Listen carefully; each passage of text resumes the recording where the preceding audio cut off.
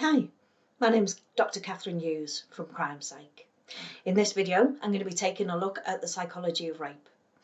Now, I know that rape is a very emotive subject to cover, and although I am going to be talking as a criminal psychologist and how we would examine and categorise certain types of behaviour, it is really important to consider the people who've been raped. I don't really like the term victim very much.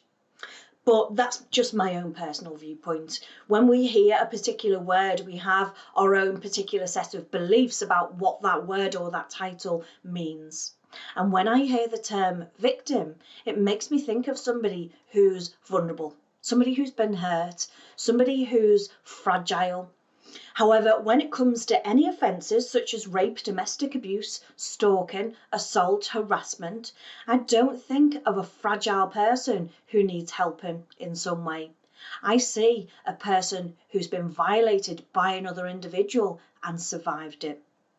They've come out of the other side and sometimes are as strong as ever. Okay, they might need counselling or other support to be able to deal with the trauma of the crime. They survived it because they had to. They were never given an opportunity to do it any other way. What would have been the choices anyway? You can either survive it and go through these thoughts and emotions and deal with them, or you can commit suicide so you don't have to feel them. For many people, sex is a pleasurable experience. You're naked and you're vulnerable. But when somebody violates your right to say no, it's one of the most intimate ways that you can be violated. Let's start by talking about what rape is. I'm 40 odd now, and I've grown up hearing really stupid phrases such as men can't be raped. You can't be raped if you're married. It's not rape if they're enjoying it. She didn't say no. So I went onto the Metropolitan Police's website and they say that rape is when a person intentionally penetrates another vagina, anus or mouth with a penis without the other person's consent.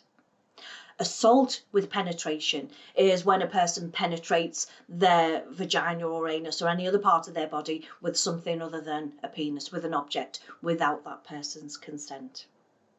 And the first thing that you should note in that definition is the lack of any gender language. Both men and women can be raped. Another important thing to note is that a person doesn't have to say no. A person could just be frozen with fear. They could be terrified. They could be too afraid of personal harm or harm to somebody that they love. They might even be too incapacitated with drink or drugs to be able to consent. Let's say, for example, I was a male and I went to a party and I saw a girl that I liked. The girl at the party had been drinking heavily and I saw my chance and I started to chat her up. Now, let's say we end up alone together and for whatever reason, she's so drunk that she's half fallen asleep. If I continued and went on to insert my penis inside her, then it would be rape because she was too drunk and incapacitated to be able to give consent. In law, sexual consent is when we agree by choice and have the mental freedom and capacity to be able to make that choice. If you say yes to something because you're afraid for your own safety or for the safety of somebody that you love, then you didn't consent to those acts. It makes me so mad. Even today we have defence lawyers pointing out the victim's clothing or their previous behaviour.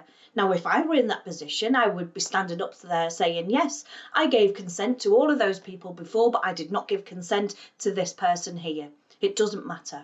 And as far as I'm aware, fashion clothing doesn't come with a warning label saying, warning, if you wear this, you could be raped.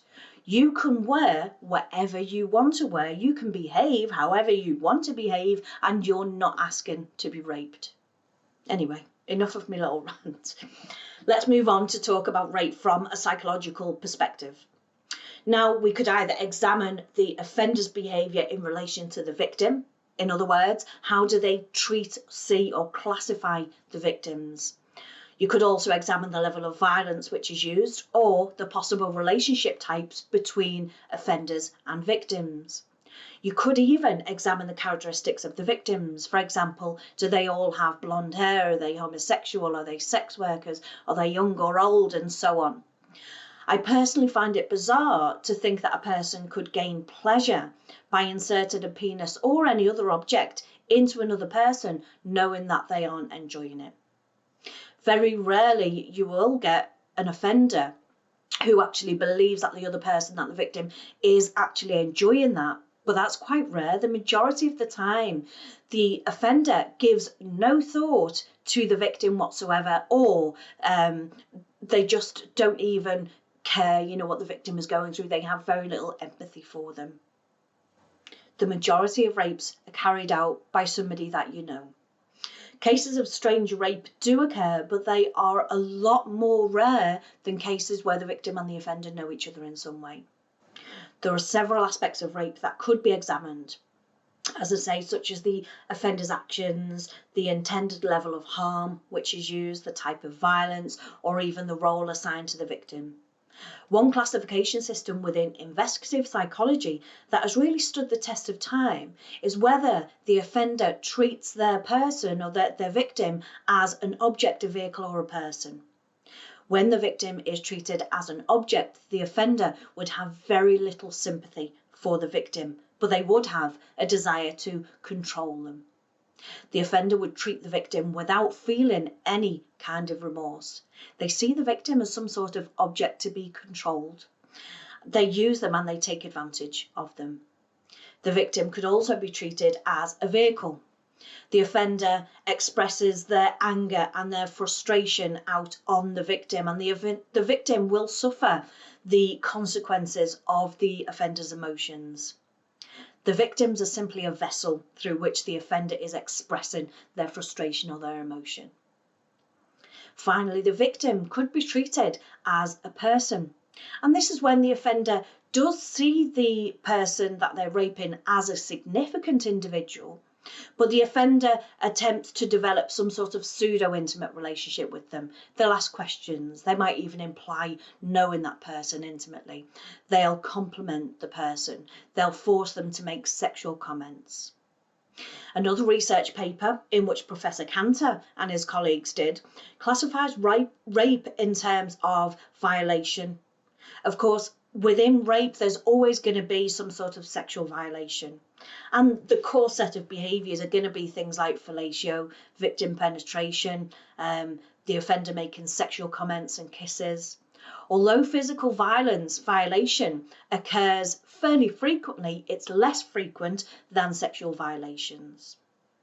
And this would include behaviours such as verbal violence, anal penetration, demeaning the victim, inflicting multiple aspects of violence on the victim, tearing their clothing, threatens them, gags them, binds them, blindfolds them, and so on. A much less common form of violation in cases of rape is personal violation.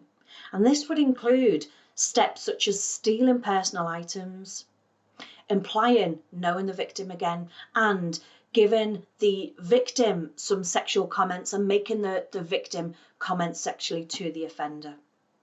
As with other areas within investigative and criminal psychology, once the behaviours have been classified, it may be possible to link some offender characteristics to that. In this way, you'd be able to tell something about the offender who's carried out the crime by examining some aspect and some behaviours of the crime scene. I do hope that you found this video interesting and that you've learned something from it today. Thank you so much for taking the time to watch this. Look after yourselves. Bye for now.